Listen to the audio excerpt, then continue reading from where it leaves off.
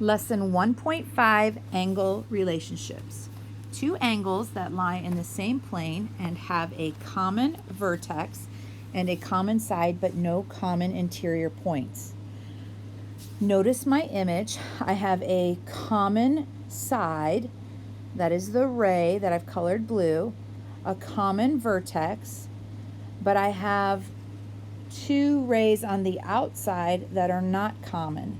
Angle ABC is adjacent to angle CBE. They have no common interior points, meaning there are no points that lie inside of angle ABC that also lie inside of angle CBE. The next vocabulary term, a pair of adjacent angles with non-common sides that are opposite rays. Remember that opposite rays form a straight line. So I start with a straight line and then I draw in my common side, because remember these are adjacent angles. Angle GDE and angle EDF form a linear pair. Remember we said that opposite rays form a straight line, and I remember that this is a linear pair because the word line is in the word linear pair. Two non-adjacent angles formed by two intersecting lines. I will draw two lines. As the two lines intersect, I see that two angles are formed. These are called vertical angles. Angle 1 and angle 2 are vertical angles. Angle 3 and angle 4 are vertical angles.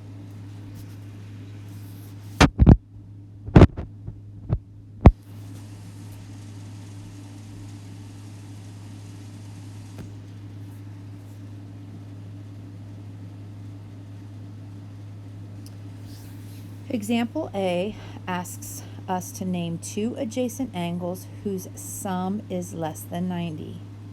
So I'm first going to look at my picture and find two pairs of angles that are next to each other, having a common side, who has a sum less than 90.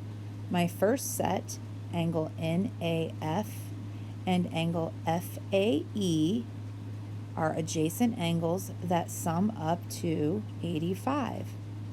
You can also see that angle BAC and angle CAD are adjacent angles whose sum is also 85.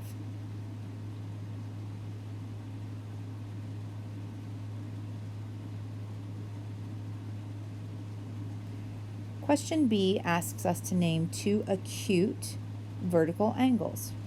Remember that vertical angles are made from two intersecting lines. I will first choose line DA. Then I will choose line CA. Notice that angle CAD and angle NAF are vertical angles. You will also notice that they both have the same measure. Angle CAD and angle NAF have the measure of 55. Now I will use line CF and line DE. Angles BAC and angles FAE are also vertical angles. Notice that angle BAC and angle FAE also have the same measure. That leads me to my next statement.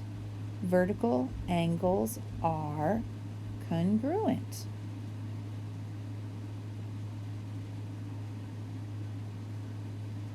Complementary angles are two angles with measures that sum to 90 degrees. I start by drawing a right angle,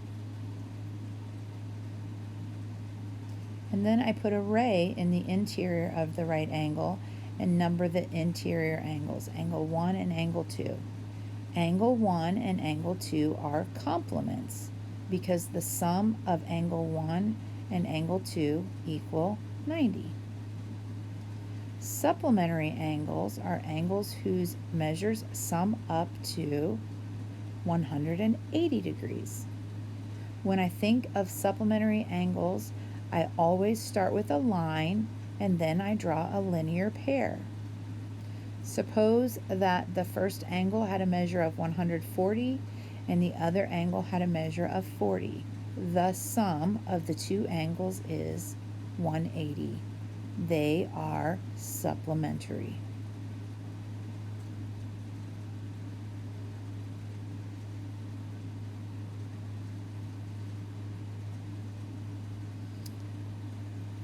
All right, example C asks us to find the measures of two supplementary angles if the measure of one angle is 6 less than 5 times the measure of the other. I always start with a picture, so I draw a linear pair. I'm going to name the smaller angle X. It says that the measures of one angle is 6 less than 5 times the measure of the other. So 5 times X minus 6, and the other one is X. Well, because these are supplementary, I know that these sum up to 180. So 5X minus 6 plus X must equal 180. I combine like terms and add 6 to both sides. 6x equals 186. X equals 31. That means that the smaller angle has a measure of 31 degrees and the larger angle has a measure of 149 degrees. Let's talk about perpendicular lines.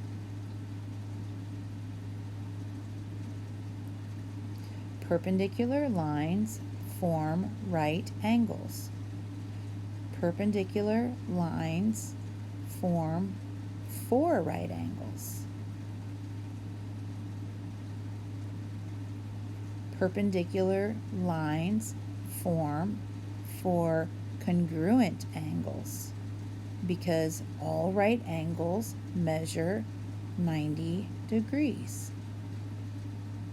Perpendicular lines form supplementary angles.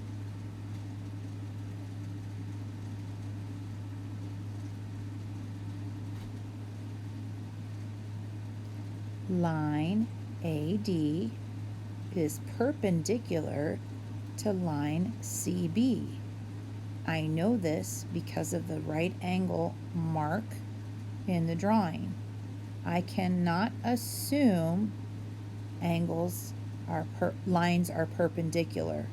I can only assume or know that lines are perpendicular if I am provided with a statement saying that they're perpendicular or I am given a right angle in the drawing.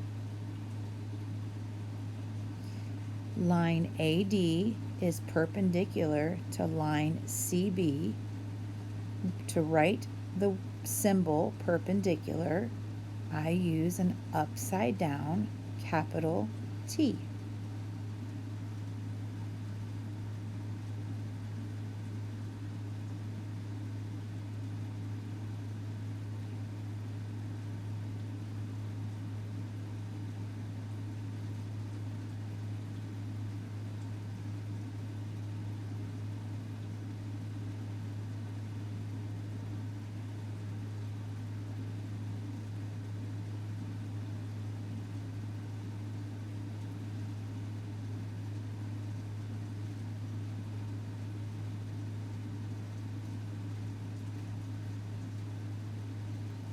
All right, example D asks me to find the value of x and y so that line KO and line HM are perpendicular. I remember that perpendicular lines form right angles. So if line KO is perpendicular to line MH, then the measure of angle MJO must equal 90 degrees. 3y plus 6 must equal 90. 3y equals 84. Y equals 28.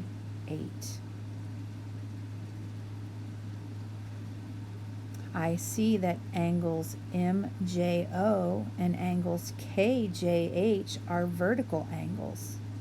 I know that vertical angles are congruent, meaning that angle KJH must also equal 90.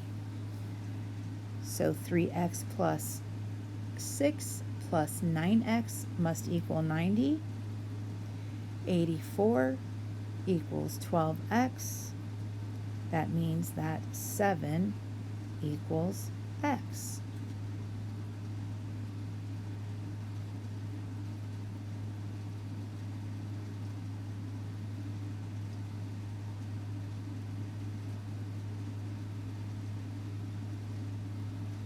Find x so that line AD and line CE are perpendicular. Line AD is perpendicular to line CD. That means that angle AFC is a right angle. Therefore, angle AFC has a measure of 90 degrees. The measure of angle AFB plus the measure of angle BFC equals the measure of angle AFC. I substitute in the values. 4x plus 5x equals 90. That gives me 9x equals 90. Therefore, x equals 10.